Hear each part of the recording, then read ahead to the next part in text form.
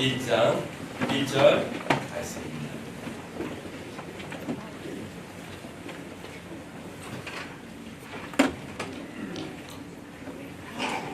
함께 하나님 말씀 받들어 올리도록 하겠습니다.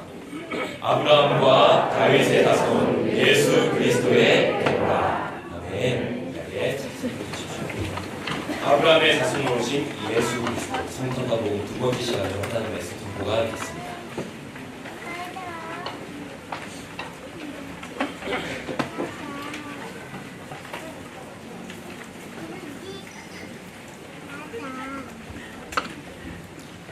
대림절 혹은 대강절 기간에 맞아서 우리가 성탄과 복음이라는 주제로 10월달에 말씀을 나누고 있습니다. 잘 아시는 것처럼 대림절 혹은 대강절은 2000년 전에 하나님의 아들 예수 그리스도께서 이 땅에 인간으로 오신 사건, 성육신 혹은 탄생의 사건을 기리는 계절이고요, 절기이고요. 또 그분이 다시 오신다고 약속하셨기 때문에 그분의 다시 오신 재림을 기다리고 소망하는 절기이기도 합니다. 지난주에 우리가 예수 그리스도의 탄생은 세상 모든 사람들에게 미칠 큰 기쁨의 좋은 소식이라는 말씀을 함께 나눴습니다. 오늘은 아브라함의 자손으로 오신 그리스도라는 제목으로 함께 말씀을 나누도록 하겠습니다. 자, 신약 성경이 시작되는 첫 장을 딱 열면 계보 이야기로 시작이 되죠. 신약 성경 첫 번째 책 마태복음 1장 1절을 딱 여시면 아브라함과 다윗의 자손 예수 그리스도의 계보라, 족보라, 족보 이야기로 신약 성경이 시작이 됩니다. 그래서 이 본문이 다양한 용도로 사용되는 것 같아요.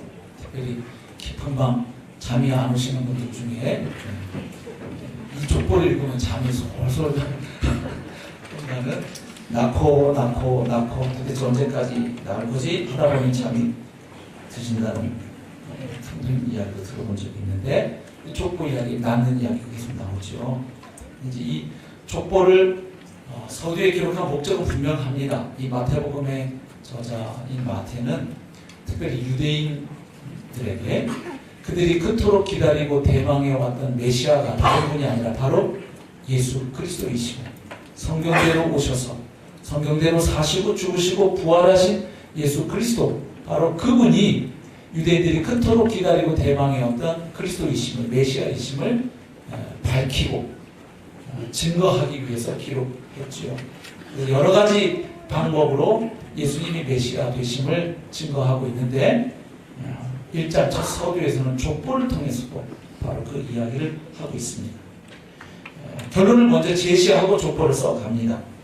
족보를 쭉 나열한 다음에 끝에 가서 결론을 제시하지 않고 먼저 결론을 밝히고 그 이어지는 족보의 내용이 그 결론을 입증하는 그런 구조인 것을 알 수 있습니다. 1장 1절 오늘 함께 읽으셨는데 결론이 나타나 있어요.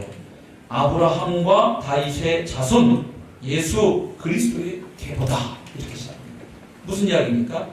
예수님은 아브라함의 자손이자 다윗의 자손으로 오신 그리스도, 곧 메시아이시다. 바로 그분의 족보다, 이렇게 말하고 나서 이제 2절부터 아브라함이 이삭을 낳고 이삭이 야곱을 낳고 쭉 이제 구체적인 족보의 내용이 전개됩니다.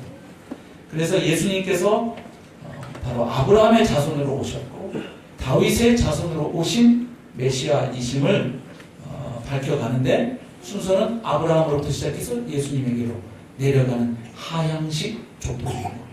누가복음에는 반대로 되어 있죠. 예수님부터 거꾸로 그 위로 거슬러 올라가는 방식의 족보가 기록되어 있고요. 마태복음은 아브라함부터 예수님께로 내려가는 이제 하향식 족보가 기록이 되어 있습니다.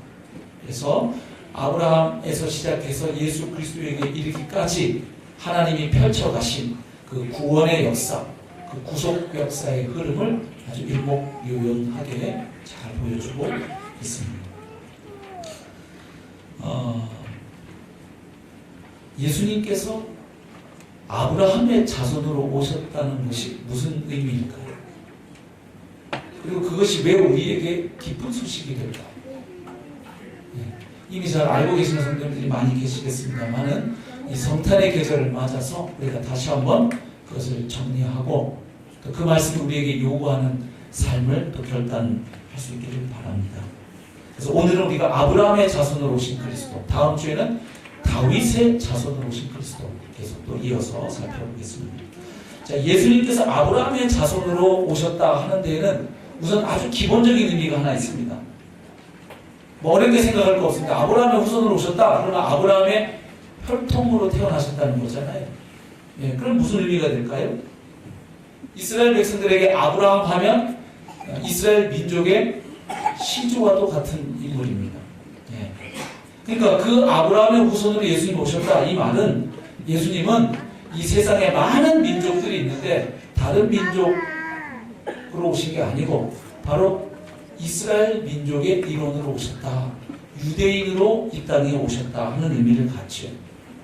유대인으로 오셨다. 혹은 역사 속에 한 시대를 살았던 구체적인 인간의 모습으로 이 땅에 찾아오셨다 하는 아주 기본적인 의미를 가지고 있습니다. 그러나 여기 지금 족보에서 예수님을 가리켜서 아브라함의 자손이라고 말할 때 단지 예수님이 그냥 아브라함의 후손 곧 이스라엘 사람 유대인으로 오셨다는 의미를 말하고자 하는 건 아닙니다. 더 본질적인, 더 복음적인 의미가 있죠. 그것은 결론부터 말씀드리면 하나님이 아브라함에게 약속하셨던 대로 땅의 모든 족속과 천하 만민에게 복을 주러 오실 분을 약속했는데 바로 그 약속을 성취하러 오신 분이 예수 그리스도이시다. 아브라함에게 하셨던 약속 가운데 하나가 뭐냐면 너의 후손을 통해 너의 씨를 통해 천하 만민이 복을 받으리라 약속하셨는데 바로 그 약속을 이루기 위해서 오신 분이 예수 그리스도이시다 하는 의미를 갖고 있죠. 왜 그 의미를 가지게 되는지 좀 몇 구절 좀 정리를 해보려고 합니다. 먼저 아브라함을 처음에 부르신 장면을 소개하고 있는 창세기 12장으로 건너가고 있습니다. 자, 성경에서 아브라함 이야기가 본격적으로 시작되는 곳입니다. 창세기 12장 1절부터 3절 말씀드립니다. 여호와께서 아브라함에게 이르시되 너는 너의 고향과 친척과 아버지의 집을 떠나 내가 너에게 보여줄 땅으로 가라. 내가 너로 큰 민족을 이루고 내게 복을 주어 내 이름을 창대하게 하리니 너는 복이 될지라.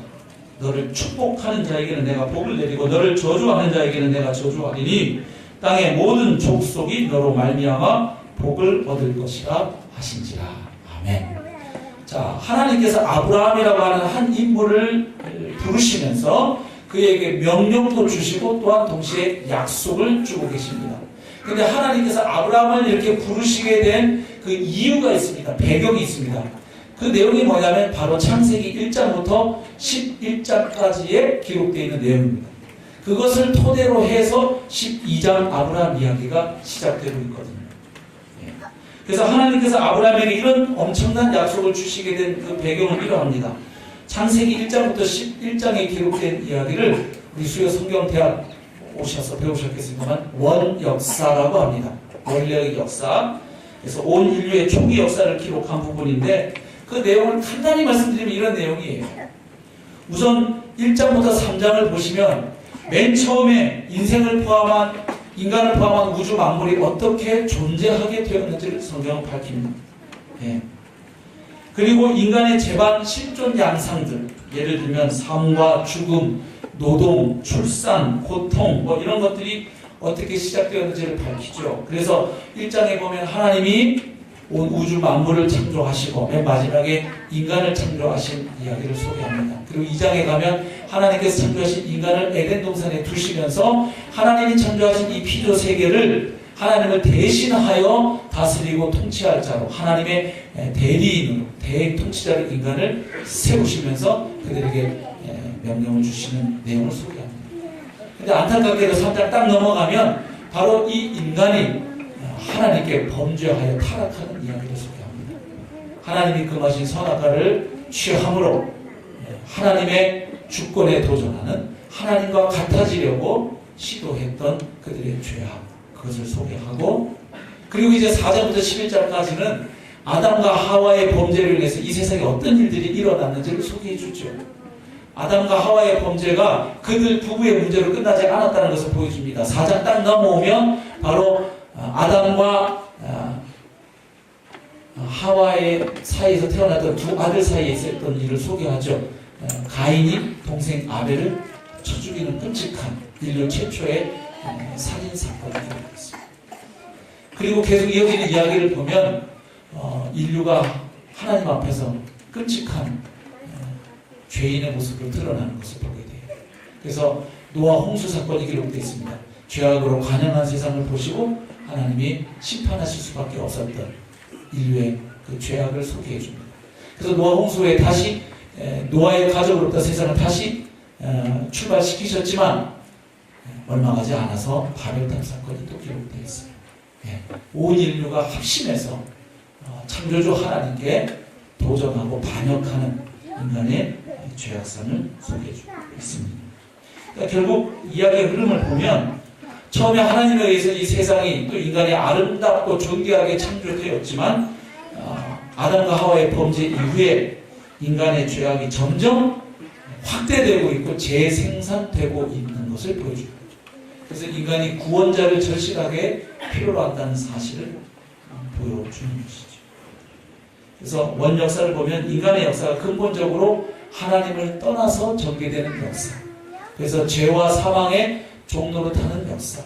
나름 하나님이 주신 그 지성과 창조력을 가지고 문명도 꽃피우지만 그 안에 사망이 역사할 수밖에 없는 그 인간의 실존 모습을 보여주고 있습니다.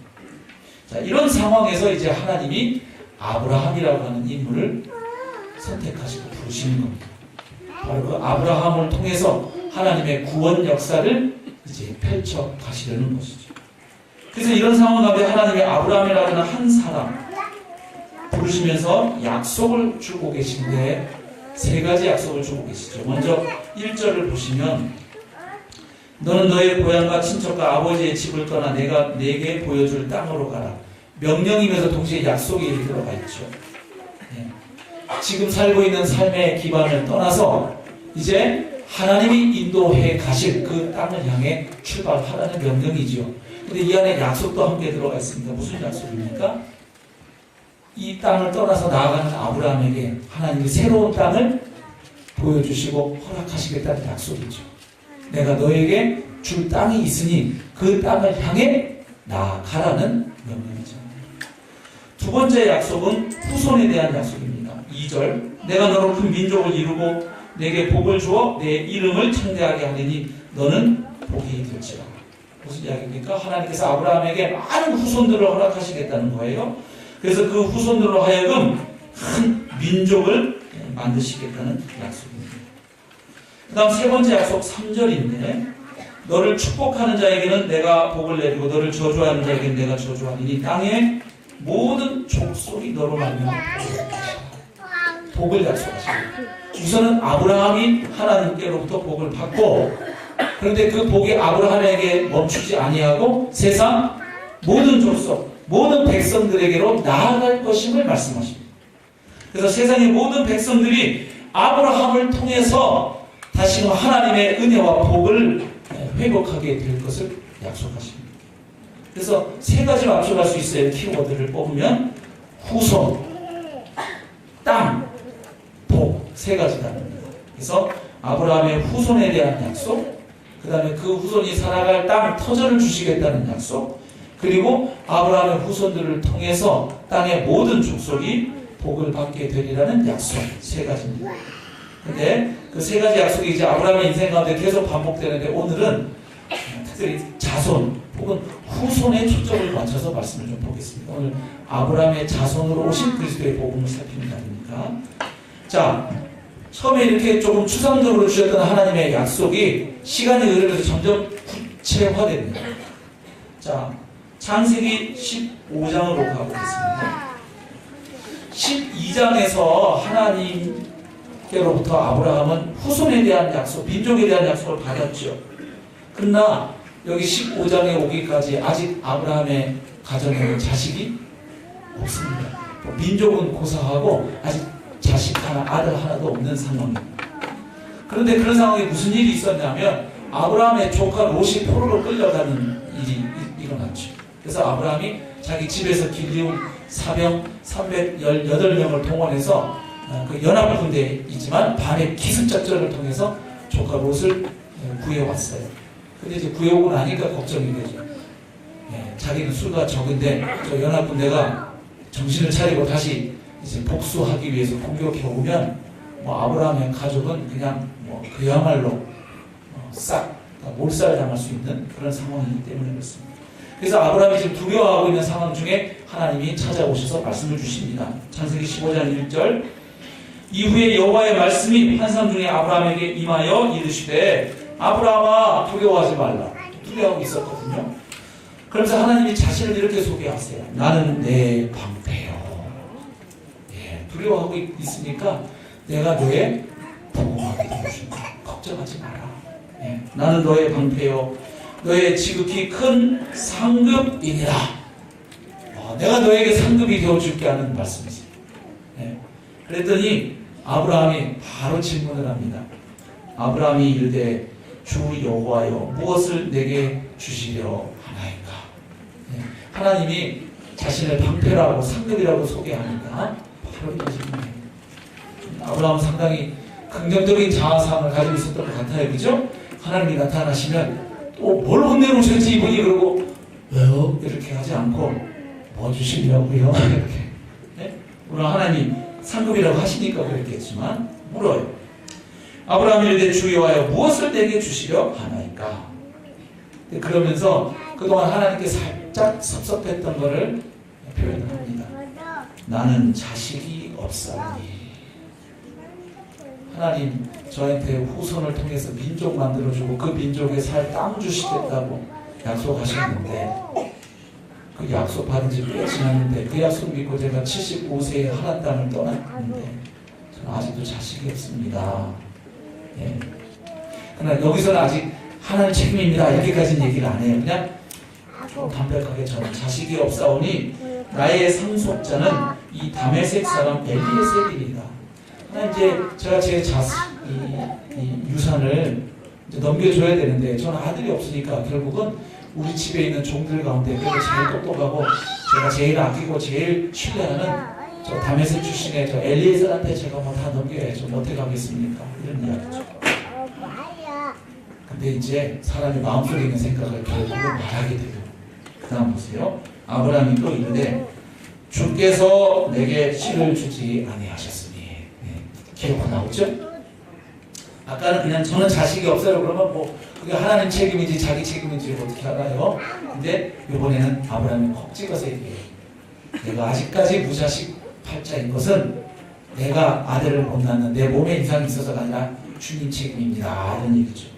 주께서 내게 씨를 주지 아니하셨으니 내 집에서 길린 자가 내 상속자가 될 것입니다. 하나님이 그래서 말씀하십니다. 여호와의 말씀이 그에게 임하여 이르시되 그 사람이 내 상속자가 아니라 내 몸에서 날 자가 내 상속자가 되리라. 야, 아브라함아, 내가 너의 후손을 통해서 큰 민족을 만들고 그 민족 가운데 메시아를 보낼 것을 약속을 했는데 근데 그 약속을 이루어갈 아들이 그냥 너희 집에 있는 아무나 이렇게 그냥 입양해가지고 그게 아니고 네 몸으로 낳을 아들이야. 너의 씨를 통해서 생겨날 아들을 통해서 내가 약속을 이루어갈 거야. 그래야 아브라함의 씨라고 말할 수 있으니까 그 얘기를 하시는 거예요. 내 몸에서 날짜가 상속자가 되리라 하시고 그를 이끌고 밖으로 나가 이르시되 말에서 못 알아들으면 시청각 교육을 하는 거죠. 식물 교육을 하는 겁니다. 하늘을 우러러 묻 별을 셀 수 있나 보라. 갑자기 또 별놀이 하는 거예요.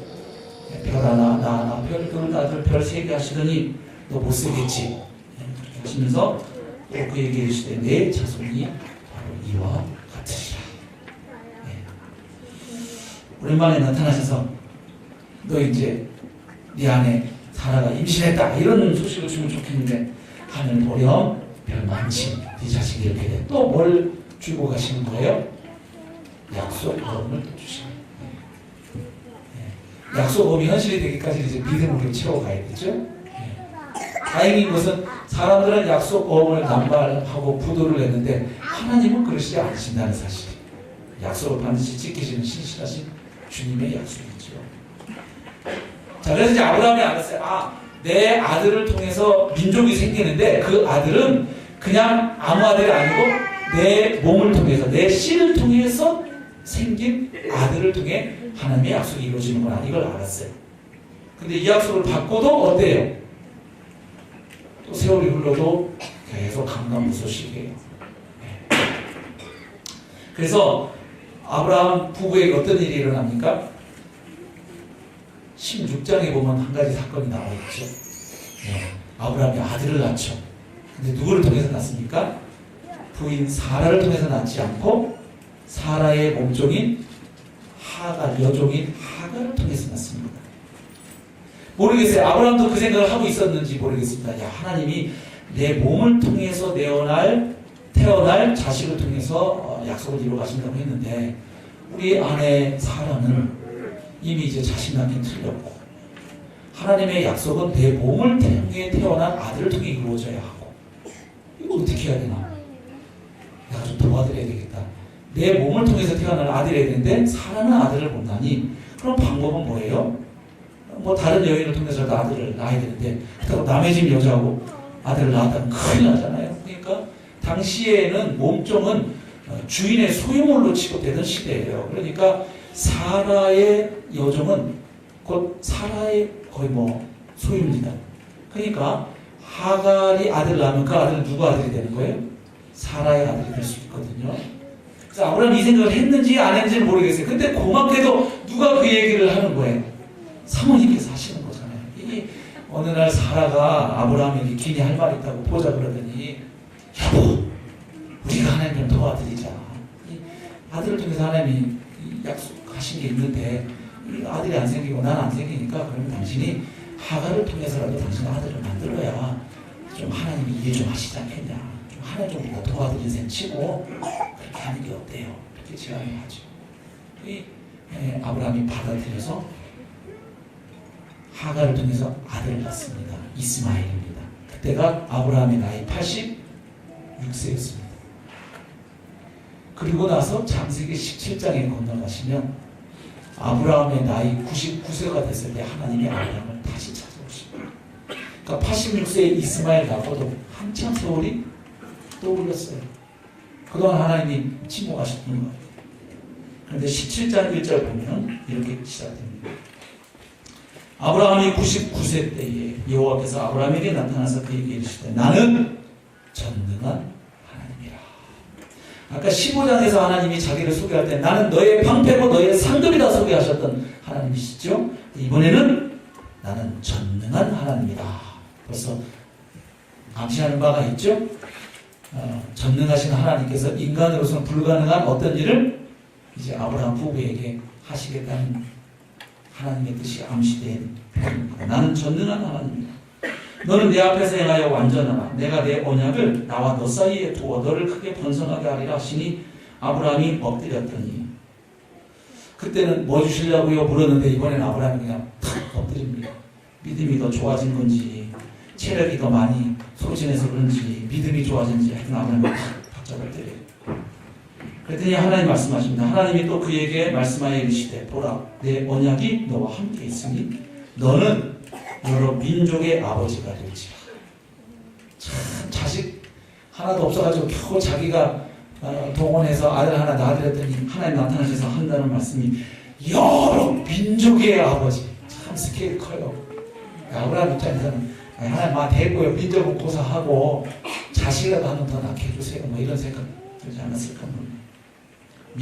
여러 민족의 아버지가 될지. 이제부로는 내 이름을 아브라함이라 하지 아니하고 아브라함이라 하리니 이름을 계명하십니다. 하나님이 찾아오셔서 사람이 이름을 바꾸실 때는 뭔가 새로운 일이 시작될 것을 나타내요. 아브라함이라 하리니 이는 내가 너를 여러 민족의 아버지가 되게 하느니라. 내가 너를 심히 번성하게 하리니 내가 네게서 민족들이 나게 하며 왕들이 내게로부터 나오리라. 그리고 나서 또 하나님이 말씀을 주시는데 15절입니다. 하나님이 또 아브라함에게 이르시되 너의 아내 사레는 이름을 사레라 하지 말고 사라라 하라. 내가 그에게 복을 주어 그가 내게 아들을 낳아주게 하며. 여기서 중요한 말씀을 하세요. 사레를 사라로 열국의 어머니로 바꾸는데 이름을, 그 이유가 뭐냐면 이제 사라가 아브라함의 아들을 낳아줄 것이라는 거예요. 내가 그에게 사라에게 복을 주어서 사라 그녀가 너에게 아들을 낳아주게 하며 내가 그에게 복을 주어 그를 여러 민족의 어머니가 되게 하리니 민족의 여러 왕이 그에게서 나리라. 자, 아브라함의 후손에 대한 약속이 점점 구체화되고 있죠. 아까 15장에서 알 수 있었던 거 뭡니까? 그냥 아브라함이 그냥 아들로 삼은 아무나 아들이 되는 게 아니고 아브라함의 몸을 통해서 태어날 아들. 그 다음에 17장에서는 뭡니까? 아브라함의 씨를 통해서 태어나되 누가 낳아야 되는 아들입니까? 반드시 아브라함의 아내인 사라가 낳을 아들로 좁혀집니다. 그러니까 이스마엘은 아니라는 얘기가 되는 거예요. 그리고 나서 18장에 가면 하나님이 또 이렇게 말씀하십니다. 17절 여호와께서 이르시되 내가 하려는 것을 아브라함에게 숨기겠느냐. 하나님의 계획과 의도를 아브라함에게 숨길 이유가 없다는 거예요. 그래서 말씀을 해주시죠. 아브라함은 강대한 나라가 되고 천하 만민은 그로 말미암아 복을 받게 될 것이 아니냐. 그러니까 지금 아브라함에 대한 하나님의 계획과 뜻은 명확합니다. 뭡니까? 아브라함을 통해서 천하 만민이 복을 받게 되는 것입니다. 이게 아브라함을 향한 하나님의 뜻이고 계획이었습니다. 그런데 아브라함을 통해서 천하 만민이 복을 받게 되는 그 일이 어떻게 일어날까요? 어떻게 가능해질까요? 그것을 창세기 22장 18절에서 하나님이 다시 말씀해 주십니다. 바로 그 이삭을 바치라는 하나님의 시험에 멋지게 아브라함이 믿음으로 통과하고 승리한 그 이후에 하나님이 주시는 약속이죠. 22장 18절 또 내 씨로 말미암아 천하 만민이 복을 받으니. 자, 그러니까 아브라함을 통해서 천하 만민이 복을 받는다는 약속은 어떻게 이루어지느냐면 아브라함의 씨로 말미암아 이루어진다는 거예요.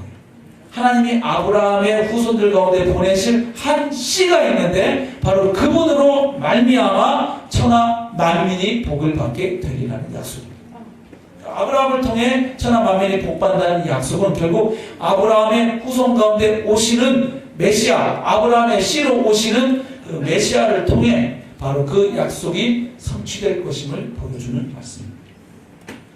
그래서 이 사실이 예수 그리스도에게서 성취된 것을 아는 사도들은 복음을 이렇게 선포합니다. 가령 바울은 갈라디아 4장 4, 5절에서 이렇게 선포합니다. 때가 참에 하나님이 그 아들을 보내사 여자에게서 나게 하시고. 메시아는 창세기 3장 15절 말씀의 약속에 의하면 여인의 후손으로 오도록 되어 있었어요. 그래서 하나님이 아들을 보내시되 특별히 여자에게서 나게 하시고 또 한 가지 율법 아래에 나게 하셨어요. 예수님이 아브라함의 자손으로 왔다는 것은 이스라엘 사람으로 왔다는 얘기예요. 유대인으로 오셨다는 이야기죠. 그래서 예수님이 율법 아래에 태어나셨어요. 근데 그 이유가 무엇입니까? 바로 율법 아래에 있는 모든 사람들, 그 율법, 공의의 율법에 따라 하나님의 진노의 심판을 받을 수밖에 없는 우리 모든 죄인들을 뭐 하려고? 속량하시고. 좀 어려운 단어인데 속량은 노예가 값을 지불한 후에 자유인으로 해방되는 것을 가리키는 단어입니다. 그러니까 본인이 돈이 있으면 본인이 지불하고 풀려나도 되고, 그게 아니고 본인이 돈이 없으면 또 해방될 수 있는 길이 있어요. 어떤 사람이 그 노예를 아주 기특하게 여기면 어떻게 합니까? 돈을 대신 지불해주고 노예를 삽니다. 그 다음에 그 노예를 풀어주면 되죠. 너는 자유의 몸이다. 이렇게 값을 지불하고 노예 상태에서 풀어지는 것, 해방되어 자유케 되는 것을 속량이라고 합니다. 그러니까 율법 아래 매여 있는 모든 사람들을 해방시키기 위하여 하나님의 아들이 여자의 후손으로 이 땅에 오셨다. 그리고 율법 아래에 태어나셨다. 이 말이죠. 우리로 아들의 명분을 얻게 하려 하십니다. 그래서 그분으로 말미암아 우리도 다시 하나님의 아들들이 되도록 하나님의 유업을 상속할 자가 되게 하기 위해서 때가 찼을 때 하나님의 아들이 인간으로 오셨다 하는 선포입니다. 그 다음 갈라디아 3장 13, 14절. 그러면 율법 아래에 있는 우리가 어떻게 속량될 수 있는가? 그것을 이미 사실 그 앞에 말한 바가 있죠. 자, 갈라디아 3장 13절 그리스도께서 우리를 위하여 저주를 받은 바 되사 율법의 저주에서 우리를 속량하셨으니, 여기 속량이 또 나옵니다. 속량하셨으니 기록된 바 나무에 달린 자마다 저주 아래에 있는 자라 하였습니다. 자, 우리가 속량될 수 있는 길은 하나님의 아들이신 그리스도께서 오셔서 그분이 우리를 대신하여 저주를 받으심으로, 우리가 치러야 할 값을 그분이 대신 지불하심으로 우리가 해방되었다는 사실입니다. 아멘. 네. 그래서 지금 무슨 얘기를 하냐면 신명기 21장 24절 말씀을 하는 거예요. 나무에 달린 자마다 저주를 받았다. 이 말씀을 왜 얘기합니까? 바로 예수님께서 십자가 나무 형틀에 달려서 그곳에서 하나님의 저주를 그분이 받으셨다는 거예요. 우리가 받아 마땅한 그 저주를 그분이 나무에 달려서 하나님의 진노와 심판 앞에 그분이 서셨다는 거예요. 우리가 서야 마땅한 그 자리에 그분이 서셨다는 거예요. 근데 그분이 거기서 죽고 끝나면 그분은 사실은 우리 죄를 대신하여 저주를 받은 게 아니라 자기 죄로 인한 저주를 받은 사건이 돼요. 놀라운 거 뭐냐면 그 나무에 달린 예수님이 3일 후에 부활하심으로 말미암아 그분이 십자가에 달려서 받으신 저주가 그분 본인의 죄로 인한 저주와 심판이 아니고 우리의 죄와 저주와 심판을 그분이 대신 그곳에서 감당하셨음을 주님의 부활로 확증하셨습니다. 그래서 지금 그 얘기를 하는 거예요. 나무에 달린 자마다 저주 아래에 있는 자다. 이 말은 뭐냐면 예수님이 십자가에서 저주를 받으신 것은 바로 우리가 받아야 할 저주를 그분이 대신 받으심으로 우리가 죄의 노예로, 율법의 노예로, 죽음의 노예로 있던 우리가 해방될 수 있는 길을 그리스도께서 십자가로 말미암아 열어 놓으셨다는 복음의 선포입니다. 근데 이것이 단순히 우리가 죄로부터 해방되는 것만이 아니고 이것이 가져오는 놀라운 결과가 있는데 이렇게 소개합니다. 이는 그리스도 예수 안에서 아브라함의 복이 이방인에게 미치게 하고, 그러니까 예수님의 십자가 사건으로 말미암는 혜택은 유대인에게만 아니라 모든 이방인에게 바로 그 아브라함의 복이 그들에게도 미칠 수 있도록 전달될 수 있도록 하는 사건이었다는 얘기입니다. 또 우리로 하여금 믿음으로 말미암아 성령의 약속을 받게 하려 함이라. 아멘. 그러니까 십자가 사건을 통해서 우리의 죄만 사해지는 것이 아니라 성령의 약속을 받게 된다는 놀라운 복음입니다. 할렐루야. 예.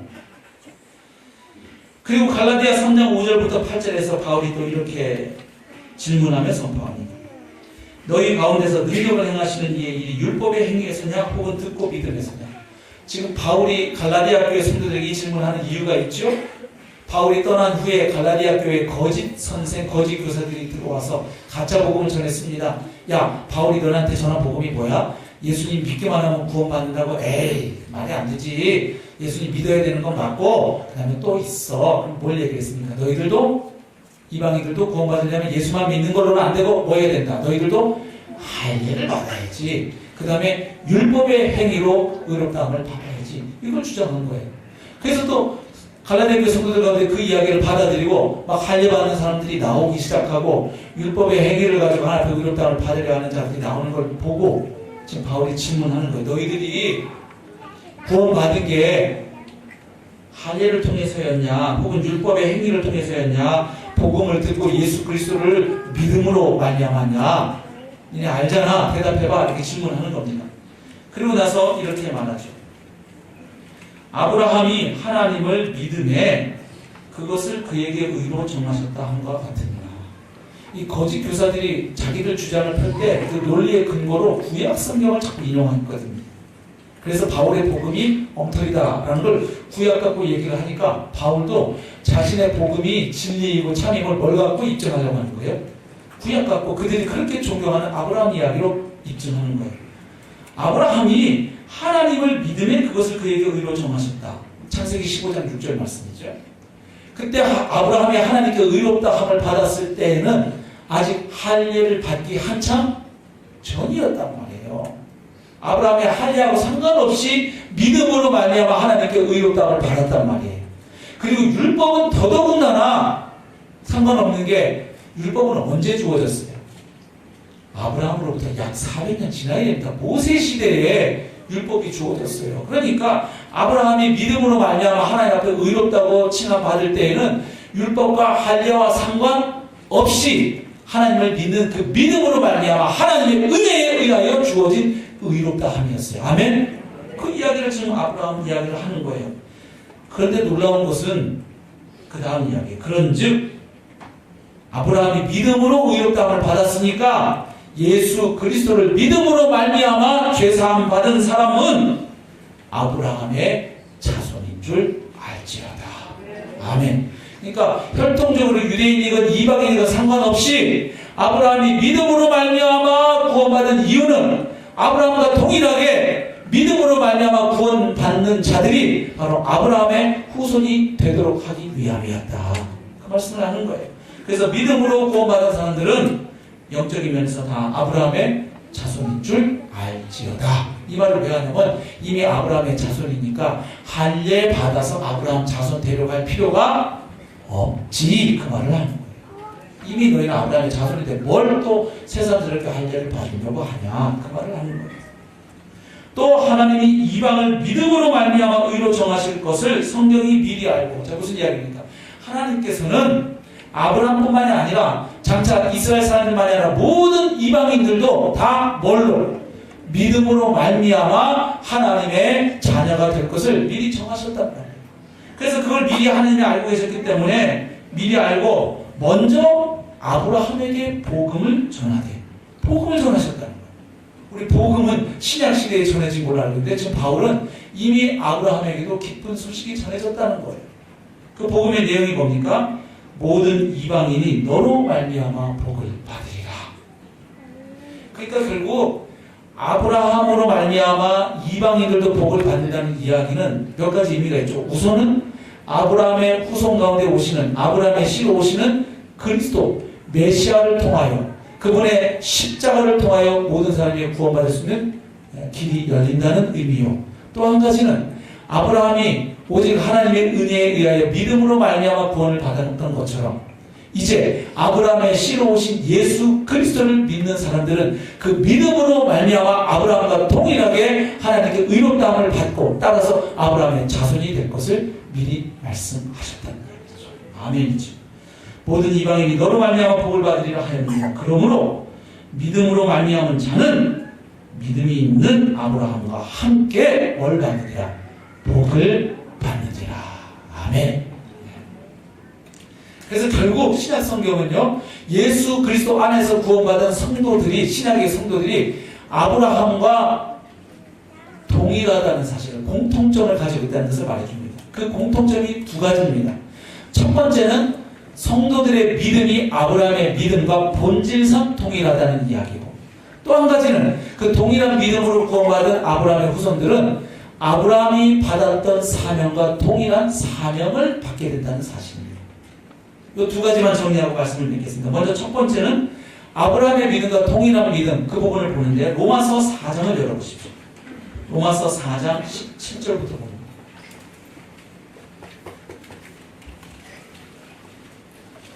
기록된 바 내가 너를, 여기 너는 아브라함을 가리킵니다.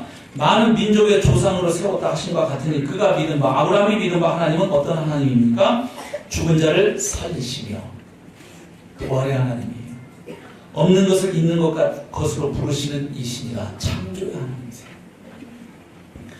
아브라함이 바랄 수 없는 중에 바라고 믿었으니 이는 내 후손이 이 같으리라 하신 말씀대로 많은 민족의 조상이 되게 하려 하심이라.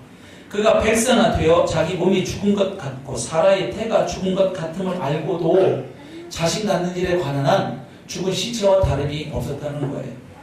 그런데도 믿음이 약하여지지 아니하고, 아브라함이 초반에는 믿음이 좀 흔들리기도 했어요. 그렇죠? 예, 그래서 하갈을 통해 이스마엘 낳기도 하고 막 자기 부인이 아니라 누이라고 막 거짓말했다가 낭패도 당할 뻔하고 막 여러 일이 있었지만, 그러나 살아계신 하나님과 그가 계속 동행하면서 하나님을 철저하게 믿는 믿음의 사람으로 그가 더욱 세워진 것을 보게 됩니다.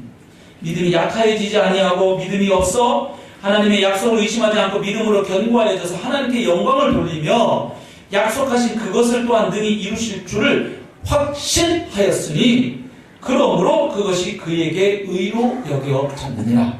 아브라함이 하나님 앞에 의인으로 칭함받은 것은 다른 율법의 행위가 아니라 하나님을 철석같이 믿고 신뢰하는 그 믿음으로 말미암아 주어진 은혜였다. 복이었다. 이야기를 합니다. 왜요? 성도들도 똑같다는 이야기를 하려고 하는 겁니다. 그냥 아브라함 이야기만 하기 위해서 한 게 아닙니다. 23절 그에게 즉 아브라함에게 믿음으로 말미암아 그것이 의로 여겨졌다고 기록된 구약 성경 창세기에 기록되어 있는 것은 아브라함만 위한 것이 아니요 의로 여기심을 받을 우리도 위함이니. 아멘.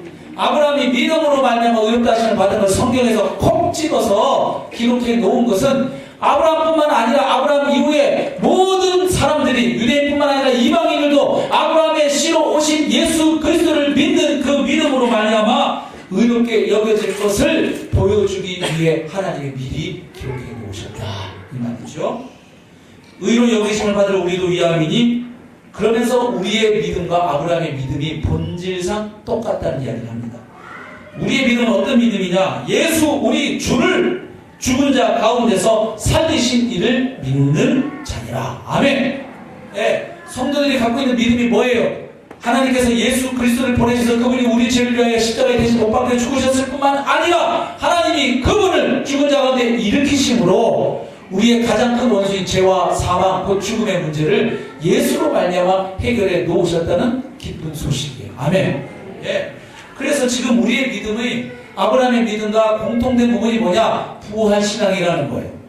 아브라함이 믿었던 하나님도 죽은 자를 살리시려 없는 것을 있는 것으로 부르시는 하나님. 신자의 믿음은 뭐냐? 예수 우리 주를 죽은 자 가운데 다시 살리신 하나님. 동일한 믿음입니다. 25절 예수는 우리가 범죄한 것 때문에 내줌이 되고 또한 우리를 의롭다 하시기 위하여 살아나셨느니라. 그래서 여기서는 특별히 우리가 의롭게 되는 것을 주님의 부활과 연결시키고 있어요. 보통 우리가 죄사함과 의로워지는 것을 예수님의 십자가와 많이 연결지어서 생각하는데 바울이 여기서는 우리가 범죄한 것 때문에 내줌이 되고 십자가를 말하는 거예요. 우리의 범죄와 예수님의 십자가 그리고 우리를 의롭다 하시기 위하여 살아나셨느니라. 아멘. 왜냐하면 예수님이 십자가에서 우리 죄값을 치르고 죽으셔도 그분이 살아나지 아니하시면 그분의 죽음과 피 흘림은 우리를 위한 사건이 아닌 거예요. 그냥 또 한 명의 죄인이 죽은 사건으로 끝나요. 그러니까 우리가 의롭다함을 받을 길이 없는 거죠. 그래서 그분이 부활하실 때 비로소 주님의 십자가는 우리를 위한 구원의 십자가로 밝히 확증된다는 말씀입니다. 그래서 여기서는 주님의 부활과 우리가 의롭게 되는 것을 바울이 연결지어서 표현하고 있습니다. 결국 우리가 아브라함의 후손인 이유는 아브라함의 믿음이나 우리의 믿음이나 그 본질에 있어서 동일하기 때문입니다. 네. 결국 아브라함은 오실 메시아를 믿었고 우리는 오실 메시아를 믿고 있습니다. 그렇죠. 그 다음에 또 하나 이렇게 믿음으로 말미암아 의롭게 된 사람들은 영적인 면에서 아브라함과 동일한 아브라함의 후손이에요. 그렇기 때문에 아브라함이 받았던 사명을 공유합니다. 아브라함에게 주어진 사명이 뭐냐면 하나님의 복된 존재가 되어서 자기 혼자 복 잘 받고 잘 사는 게 아니라 자기를 통해서 다른 사람들이 복 받는 것이었습니다. 말하자면 복의 통로 혹은 복음의 증인 역할을 하는 것이 아브라함의 사명이었어요. 좀 더 멋있는 말로 표현하면 선교적 존재를 부름받았다 이 말이에요. 나를 위해 구원받은 게 아니고 다른 사람들을 또다시 하나님께로 인도하기 위해 구원받았고 선택받았고 복받았다. 이게 아브라함의 생입니다. 맞습니까? 그렇기 때문에 아브라함의 후손인 사람들도 그 동일한 사명을 갖게 돼요. 베드로전서 2장 9절 10절에서 베드로는 이렇게 선포합니다. 그러나 너희는 택하신 족속이요 왕같은 제사장들이요 거룩한 나라요 그의 소유가 된 백성이니. 예수 안에서 구원받은 모든 신자들을 가리켜서 이렇게 표현하고 있습니다. 근데 여기 나오는 이 호칭들은 구약 성경에서는 전부 이스라엘 백성들을 가리키는 호칭입니다. 맞습니까? 택하신 족속, 왕같은 제사장, 거룩한 나라, 하나님의 소유된 백성, 이거 다 이스라엘 백성들을 가리켰던 이름이에요. 근데 이제 베드로 사도는 예수 안에서 구원받은 모든 성도들을 향하여 이 이름을 붙이고 있습니다. 그렇게 된 이유가 뭐냐면, 목적이 뭐냐면, 이는 너희를 어두운 데서 불러내요. 과거에는 흑암의 권세 아래 있었다는 거예요. 골로새서 말씀처럼. 흑암의 권세 아래 있던 너희들을 불러내어서 하나님의 기이한 빛에 들어가게 하신 이, 결국 하나님 자신이죠. 그분의 아름다운 덕을 선포하게 하려 하십니다. 그러니까 너희를 구원하신 하나님의 아름다운 덕을 선전하고 선포하고 증거하기 위해서 너희를 흑암의 권세에서 건져내셨다. 그리고 너희를 택하신 족속으로 왕같은 제사장들로 거룩한 나라로 하나님의 소유된 백성으로 삼으셨다. 바로 그 얘기를 하는 겁니다. 그러면서 전에는 어떤 상태인지를 부연합니다. 너희가 전에는 백성이 아니던 이제는 하나님의 백성이요. 전에는 긍휼을 얻지 못하였더니 이제는 긍휼을 얻은 자니라. 아멘. 그러니까 전에 하나님의 백성 아니었던 너희를 하나님의 은혜로 너희를 하나님의 백성 삼으시고 제사장 삼으신 이유는 바로 너희를 구원하신 하나님의 아름다운 덕을 선전하고 선포하고 증거함으로 너희를 통하여 또 다른 사람들이 하나님 떠나 있는 사람들이 하나님께로 돌아와서 너희가 받은 그 복을 그들도 받게 되는 것, 바로 그것이 하나님이 너희들을 구원하신 그분의 뜻이다. 이렇게 전하는 거예요. 결국 아브라함이 다른 사람을 복받게 하기 위한 통로로 구원받고 선택받은 것처럼 예수 그리스도를 믿음으로 말미암아 영적으로 아브라함의 후손된 우리들도 선교적 존재로 부름받아 나 때문에 다른 사람들이 복받게 되는 그 삶의 주인공으로 초청받고 부름받은 줄로 믿습니다. 그래서 오늘 저희가 성탄절이면서 또한 선교주의입니다. 그래서 우리가 아브라함처럼 나를 통해 열방이 복받게 되는 것, 그것이 하나님의 뜻과 계획이라면 다시 한번 그 말씀을 우리가 받음으로 우리 자신을 하나님 앞에 다시 선교적 존재로 재헌신하고 결단했으면 좋겠습니다. 그래서 어떻게 우리가 그 말씀을 적용할 수 있겠어요? 내 삶의 현장에서 우선은 내 주위 사람들에게 복음을 전해주는 복음의 증인으로 살아가는 것입니다. 또한 동시에 나를 통해 열방이 복을 받아야 되니까 내가 온 열방에 나갈 수가 없잖아요. 그래서 하나님의 부르심을 받아 먼저 각 곳에 나가 있는 선교사님들의 사역을 위해 우리가 기도하고 또 물질로 후원해서 그분들이 그곳에서 활발하게 복음 사역을 감당하고 주님의 나라를 확장해 가고 주님의 몸된 교회를 세워갈 수 있도록 후원하는 일에 저와 여러분이 또 다시 한번 참여해서 하나님께 쓰임받게 되기를 소망합니다. 네.